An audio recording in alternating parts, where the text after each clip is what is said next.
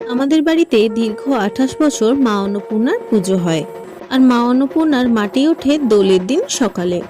দোলের দিন সকালে নির্দিষ্ট সময়ে আমাদের নিজেদের প্রতিষ্ঠিত পুকুর থেকে মা অন্নপূর্ণার মাটি তোলা হয়।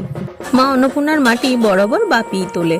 আমাদের বাড়ির মাটি তোলার নিয়মটা হলো, পরপর 3টে ডুব দিয়ে মাটির তলা থেকে 1 মুঠো করে মাটি এনে রাখতে হয় থালার মধ্যে। মা অন্নপূর্ণার মূর্তিও আমাদের বাড়িতেই বানানো হয়। মূর্তি বানানো, পুজোর সমস্ত রীতি নিয়ম সমস্ত কিছু আমি তোমাদের সাথে শেয়ার করব। তার জন্য অবশ্যই লিপিজ ওয়ার্ল্ডে চোখ রেখো আর সাবস্ক্রাইব করে রেখো আমার চ্যানেলকে। তারপরে ঢাক বাজিয়ে শঙ্খধ্বনি উলুধ্বনি করে জলের ছড়া দিয়ে ঠাকুরের মাটি নিয়ে যাওয়া হয় ঠাকুর ঘর। ওই দিনই প্রথম মা অন্নপূর্ণার গায়ে মাটি ওঠে। আর কিছুটা মাটি রেখে দেওয়া হয়, যখন মিস্ত্রিরা ঠাকুর করতে আসে তখন বাকিটা মাটির সাথে এই মাটিটাও মিশিয়ে ঠাকুর বানায়। ঠাকুর ঘর থেকে আমাদের কুলদেবতাদের নামিয়ে এনে পুজো হয়। পুজোর শেষে বাপি দোলের দিন হওয়ায় ঠাকুরদের পায়ে আবির লাগিয়ে দেয়। এইভাবে কাঠামো পুজো